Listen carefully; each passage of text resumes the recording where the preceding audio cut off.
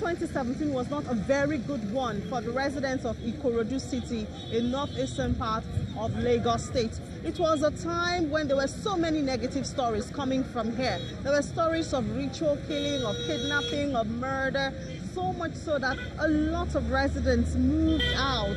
Some had to come and take their family away from Ikorodu. Now 2018 is much better.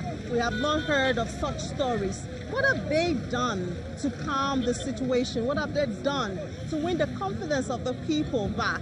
Perhaps there are some strategies that other states in Nigeria could learn from or could implement in the issues of security. That and much more is what we are discussing on this episode of Big Story. You're welcome. I'm Umi John Mekwa.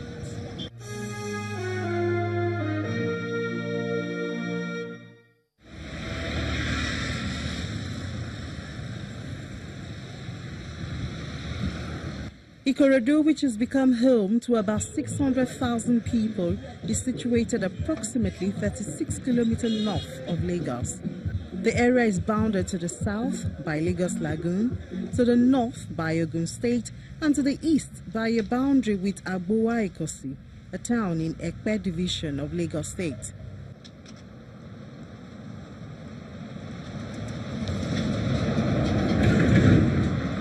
Some of the major towns include Imota, Ijede, Igbogbo, and Baiku, all of which constitute their own local council development areas with their own traditional rulers.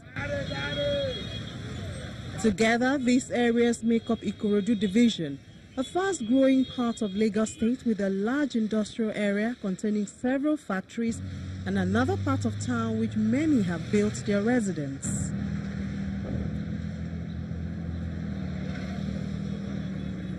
Its fast-growing features attracted different characters into the area.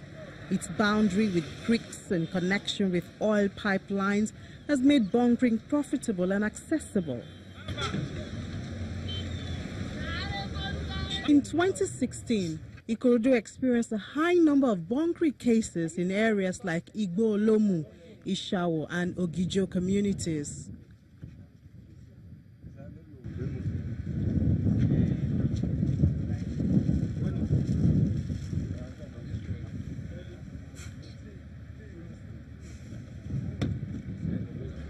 Just as residents and the authorities were grappling with that, ritual killings by an alleged cult group called Bado came up. For months, Nigerians woke up to the news of families killed in cold blood, pregnant women murdered, children missing, body parts cut out, and other horrible ritual-related activities. It was a dreadful time for the people of Ikorodu and their family members. The paramount ruler of Igbobo Kingdom, Abdul Kasali, had to deal with individuals who had experienced losses, although not in his kingdom, but very close to him. It was a terrible experience, something that we never envisaged that will happen in our community. In Ikorodu Division as a whole, we were regarded as being accommodative. We welcome all and sundry. And because of the peculiar nature of our people and the kind of land texture that God bestowed on us, because of the influx of so many people and the improvement in the commercial activities, something like this, at least to some extent, is bound to happen, but not to the extent of people taking the lives of innocent souls, and for whatever purpose. That period was a terrible experience. Igbobo Kingdom is known, is tagged as land of cool beauty. Throughout the period when we have that issue of Bado and whatever, we were spared by His grace, not by our power.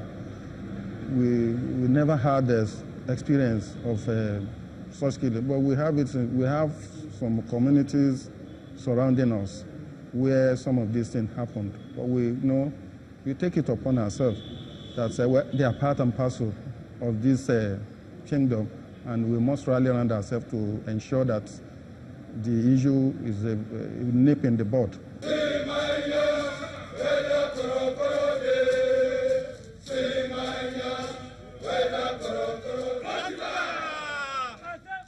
it was a problem in Ikorodu, it was Nigeria's problem, and the police had a huge work to do. There were several deployments and intervention, and this climaxed to the creation of the police mobile force, the Squadron Base 63, with about 800 men deployed to the units. Come on.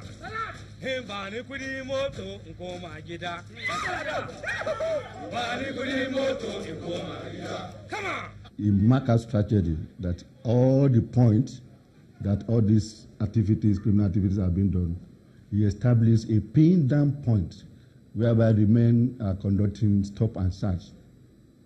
It serves as a barrier for people. They cannot pass through the water waves.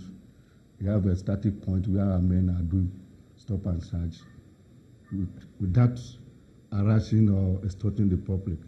That is the basic. Regarding the kidnapping of students, like Igbokuta Memorial College, Agbowa Model School, Babington, Macaulay, School, the CP on his own, with other model schools in Lagos State, deploy policemen and mobile men to beef up security in those areas. And as you can see, since January to this time, I don't think there's any cases of kidnapping or violent crime in this area. All the baddos, they have run away. And I promise they are not coming back to this area. All the vulnerable points that all these criminal activities are being carried out, my able CP in his own wisdom has mapped out strategies that all the points that these people are used to do all these nefarious activities are being manned by police mobile men in pin down points. Assuming they are coming through this point A, you see policemen there.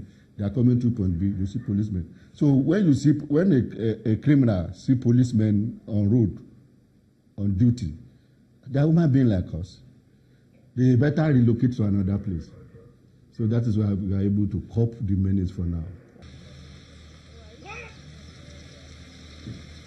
All model schools in Ikorodu and in fact in Lagos State have police presence. Pinned down points manned by the men of the Squadron 63 with the responsibility to stop and search suspicious vehicles are spread all over Ikorodu in areas like Itoekin, which is the boundary between Lagos and Ogun States, Araga Junction, which is between Agbowa and Ekpe, the Aja and Ekpe road axis, and Ketu, which is Agbowa and Ekpe area.